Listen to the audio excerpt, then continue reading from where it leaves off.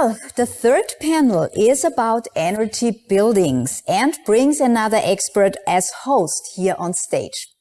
Susanne Formanek worked for and took over the leadership of the Green Building Cluster in Lower Austria as project developer for 7 years. Since 2017, she concentrates on sustainable building with focus on energy efficiency, fostering sustainable development, and with focus on green walls and green roofs. She has been named president of IBO, the Austrian Institute for Healthy and Ecological Building, and above all, she is co-founder and CEO of the competence center Grün statt Grau, which can best be translated as a green instead of gray here in Vienna. And green instead of gray perfectly describes her ambition. Ladies and gentlemen, this is Susanne Formanek. The stage is yours. Thank you very much for this kind introduction. Austria has a strong focus on energy efficient buildings and also on energy plus energy districts. From the Federal Ministry of Climate Action, there are a bunch of instruments, such as City of Tomorrow, where projects were funded. And there exists also an Austrian building standard, which is called Climate Active, which is now used for the thousands of buildings. But we are focusing right now here in this session on 4 pioneers in the energy efficient district community. We have 4 topics. It's digitalization, material innovation, then engineering and technology. So the combining of technology. And we are starting right now with our first guest, who is coming from the topic engineering.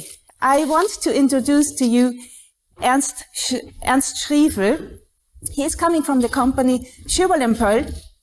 Good afternoon. And he's a project manager and working at this office for Austria's largest office for the building physics, carrying out also a lot of research projects. And the focus is every time on energy efficiency, and they have regarding the planning and the implementation, for instance, also passive house and plus energy buildings. The stage is yours. Thank you very much. So thank you very much for the kind introduction. I'm going to present you now a project which is called World's First Plus Energy Office high-rise building. It's located in Vienna, Austria. So here you can see in the first slide, you can see the initial situation. It's a typical building of the 1960s, the late 1960s, regarding architecture and also the energy standard. It's owned by the Technical University of Vienna, and the former use was mainly for laboratory use and office use. And here is the picture of the building after the renovation. You can see the outer appearance obviously changed a lot, but also many changes took place which cannot be seen at first glance that well. And these changes in total fulfill that the building achieves the so-called plus energy standard. Plus energy means in this context that more energy is produced on the building over the course of 1 year in comparison with what is consumed inside the building. Consumption for uses like heating, cooling, ventilation, lighting, but also electric appliances are taken into account. So how is this possible to reach such a high energy, such a good energy standard for a building like this? The first thing is that the building shell has to be really very good, has to be very excellent regarding insulation and regarding air tightness. So it's a passive house compatible building shell. But then the plus energy technologies are added on to this. Mainly it's photovoltaics, but also energy recovery from servers and lifts serve in this building. And last but not least, very important, it is to achieve an extreme reduction in energy consumption for all kinds of usages, also regarding all the appliances used in the building. So here you can see the photovoltaics modules, the plants installed on the building, not only on the roof, but also on the facades, on the southwestern and the southeastern facades. In total, this is the largest building integrated photovoltaic plant in Austria. More than 300 kilowatt peak power. So the other energy sources I already talked about. There's recovery of electrical energy from the lift, from the elevators, and also from the servers. There are server rooms. The waste heat is used for heating. And so this contributes largely to the heating demand of the building. So here you get an overview on all the energy sources and things about something I already talked. So I just jump over this quickly. So what I want to mention here is also the automated night ventilation. It means that during night the building is cooled by natural air. So, and here I already talked about, it's very important that the energy demand is reduced for all usages, for all components. And here you can see this in this graphics, what all was done regarding components. So for every kind of usage, components were optimized, and in total 9,300 components were optimized to gain this really very low energy demand of the building. And here in the next slide, you see a comparison. On the left, you have the building before the renovation, very high energy consumption. And then the next is a typical new office building, also quite high consumption. And then the building, how it's implemented in the Getreidemarkt with all these optimizations.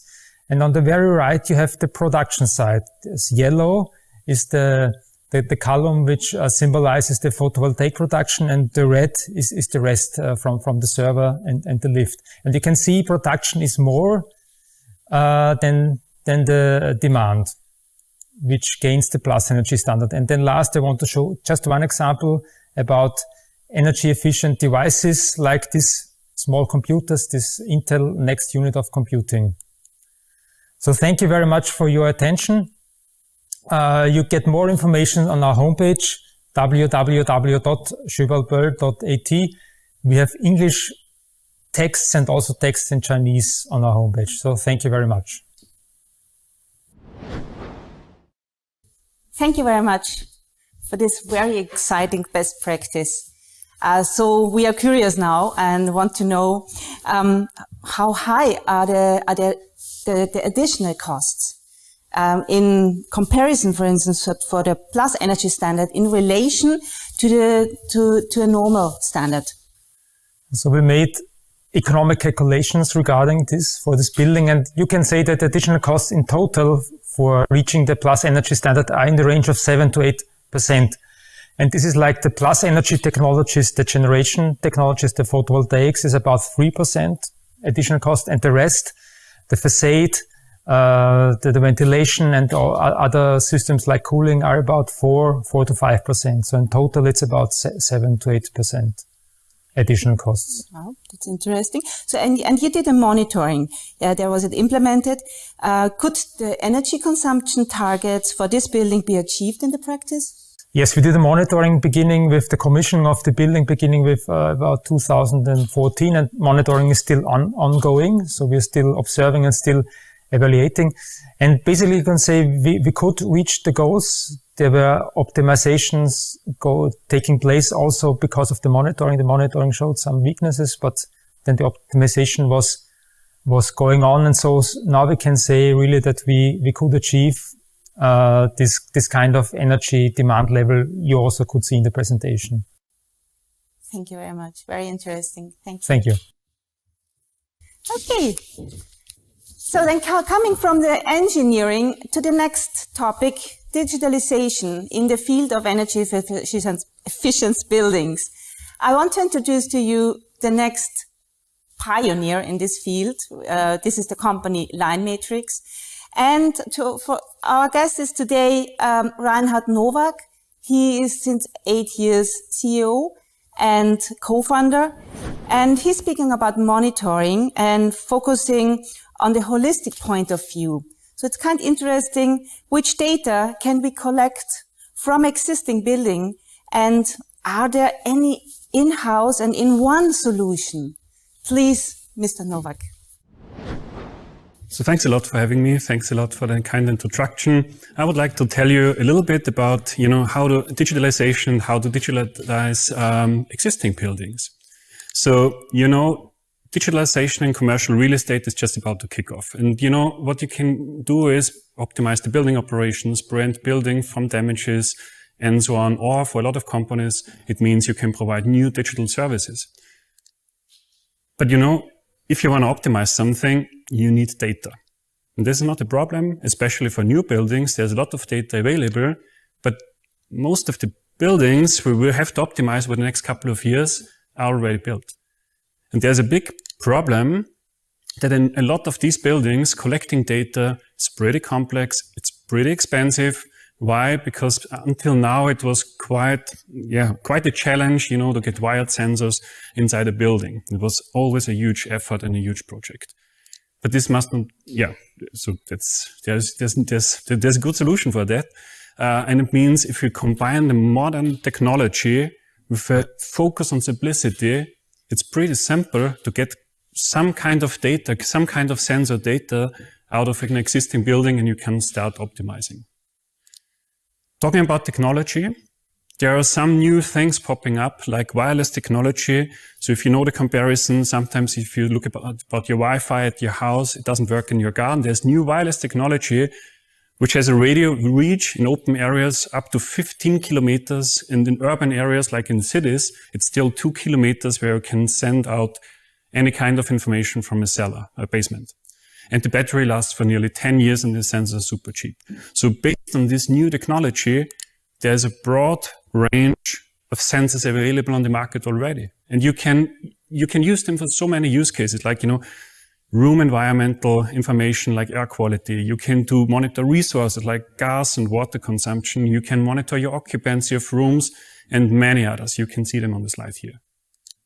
So once you have your wireless network installed in the building, that's pretty easy. Just plug in this LoRa gateway into a power supply and you have an encrypted secure network in your building.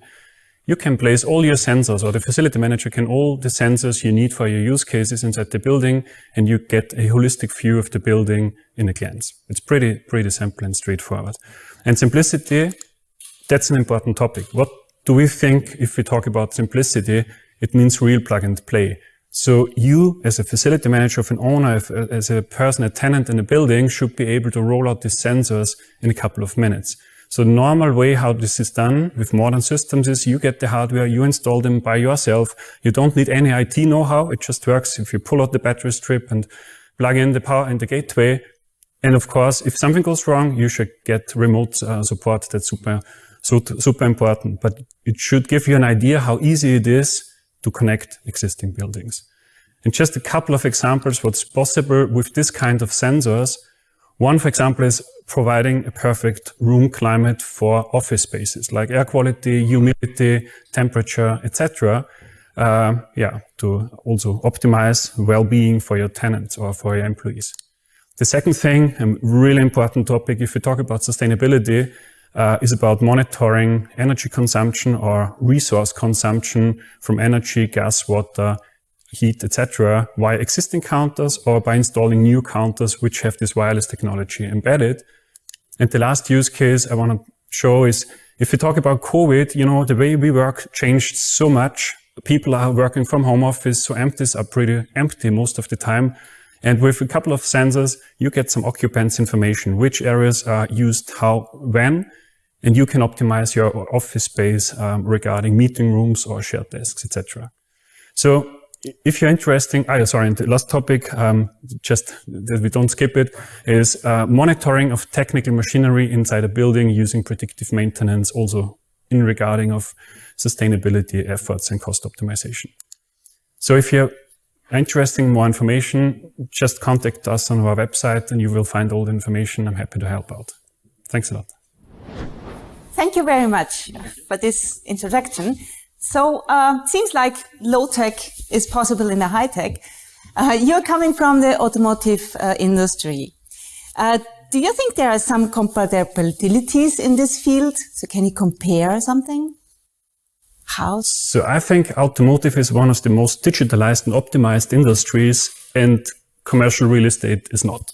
So I think we can learn a lot how to optimize processes and things, but still, you know, if we talk about, and I was an IT guy in automotive, and the lesson I learned is that if we need a huge IT project to connect the building, it will never scale out. It needs to be simple and plug and play. I think that's something we can learn from other industries.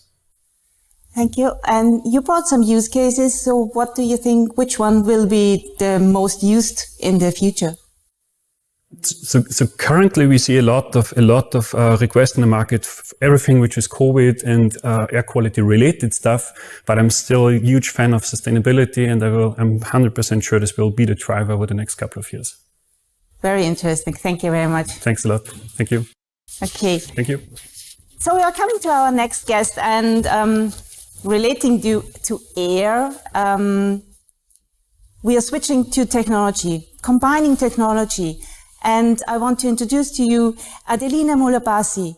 She is marketing coordinator from one of the biggest companies in this field. It's called Ecotherm.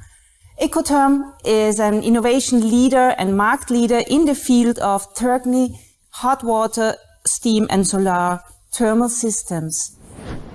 This company is worldwide active and brings solutions for hotels, for instance, hospitals, industry. And the interesting is they are combining all available energy sources. So thank you very much for your coming, and the floors are yours. Thank you, Ms. Formanek. So as you already mentioned, we provide individual energy and space-saving turnkey systems. We set particular value to individuality because each customer has individual requirements, and we always work towards the most suitable solution, which is efficient and sustainable at the same time. In the last 30 years, we supplied our products to over 40 countries worldwide and achieved space savings of up to 90% and energy savings of up to 70%. One project I want to talk about today is the Grosvenor House Hotel in Dubai, a very famous structure with two 48-story towers and 400 rooms each.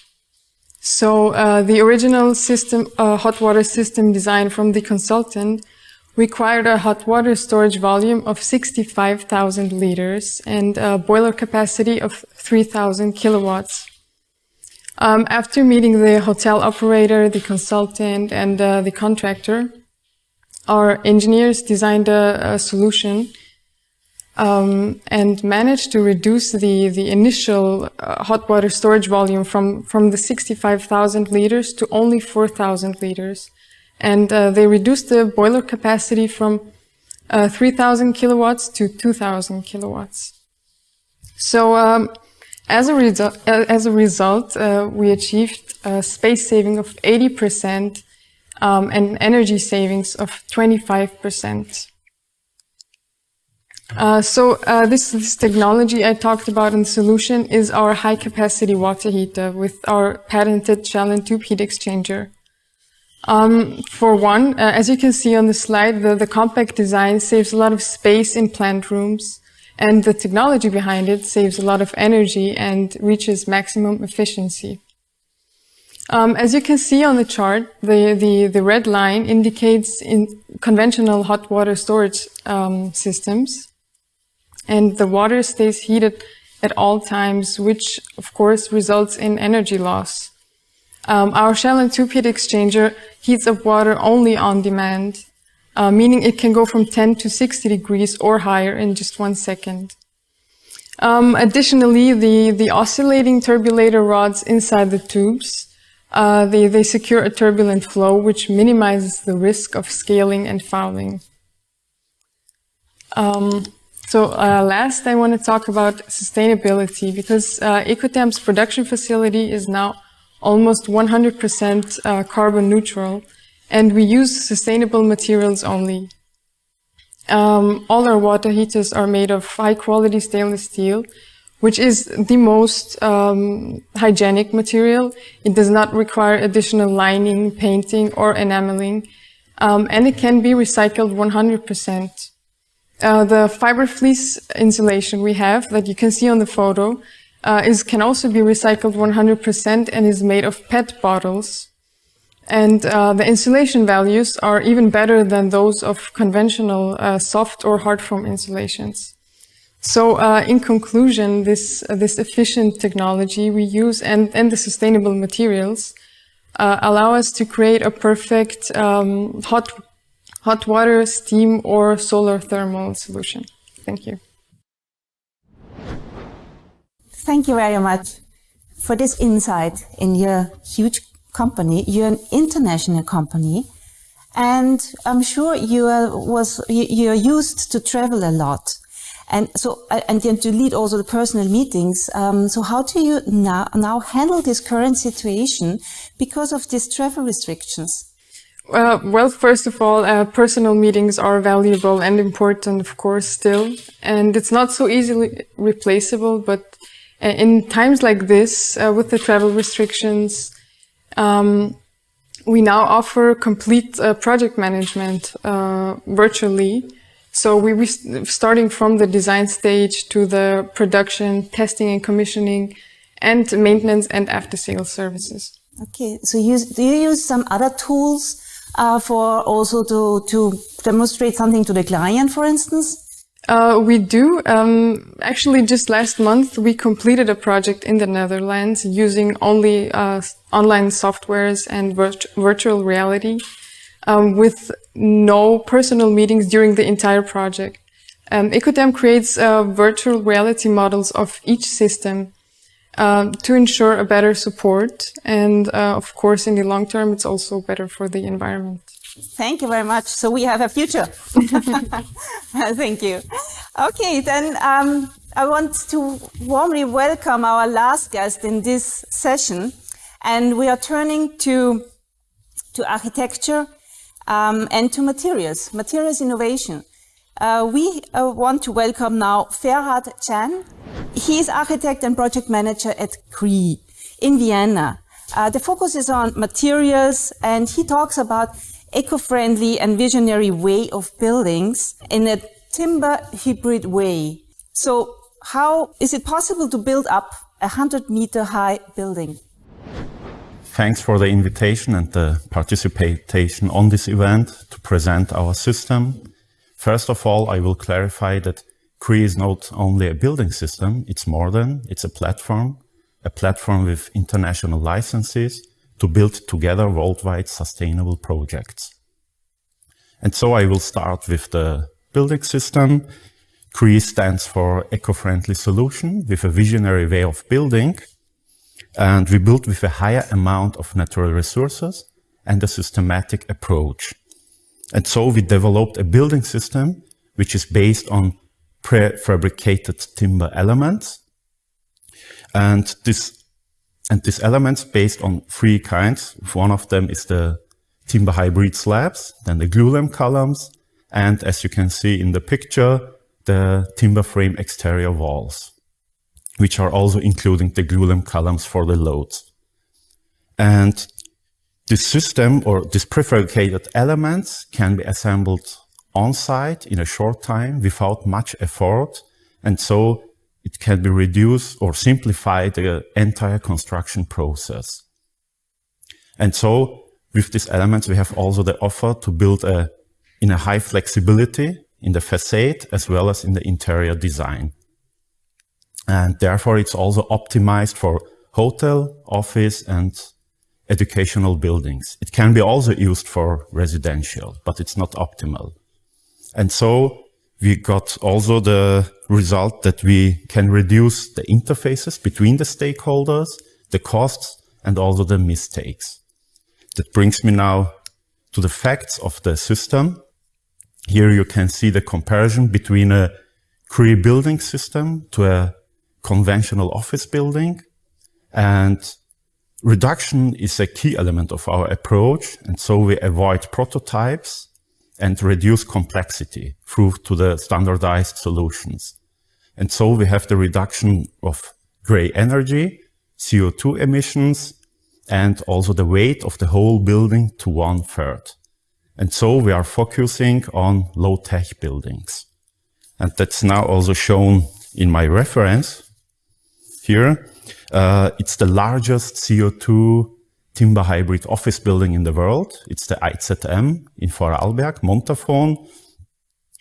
This certified passive house building will be contained that we have in the combination with the CRE building system and the MEP system.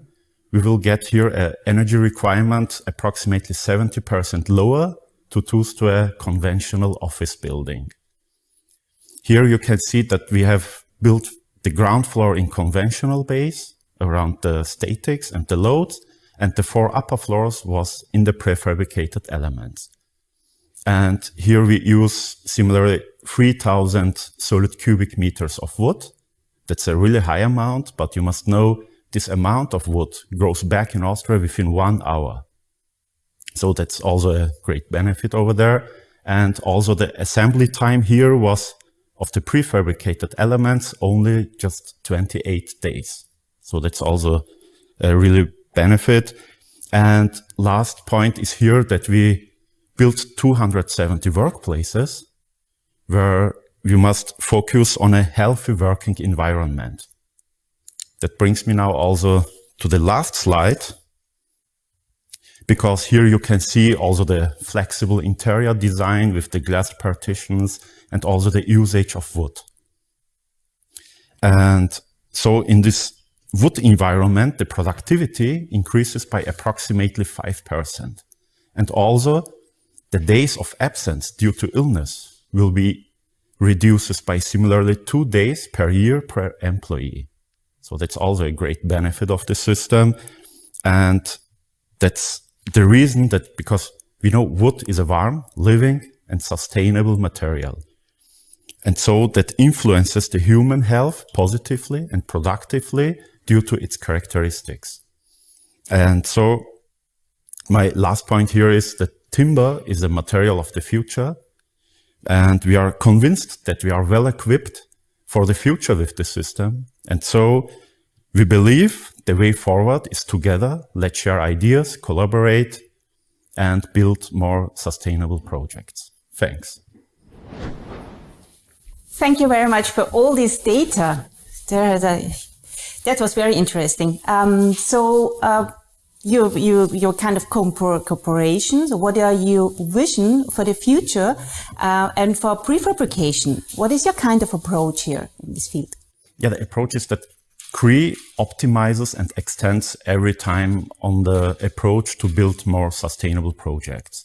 But we don't favor volumetric modules, except, for example, bathroom pots or similar like this.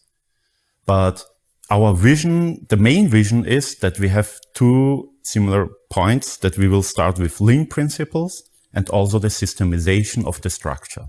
And so we will have a customized prefab of the entire building for the customer. And we saw so many hybrid systems. Why do you use this timber hybrid system and not glulam, so which is glue timber systems? Yeah, that's interesting because, I mean, similarly, the timber hybrid solution mainly contains glulam. So we have not only glulam columns, we have also the glulam in the slabs, in the hybrid slabs. And so only a little bit as possible we use concrete.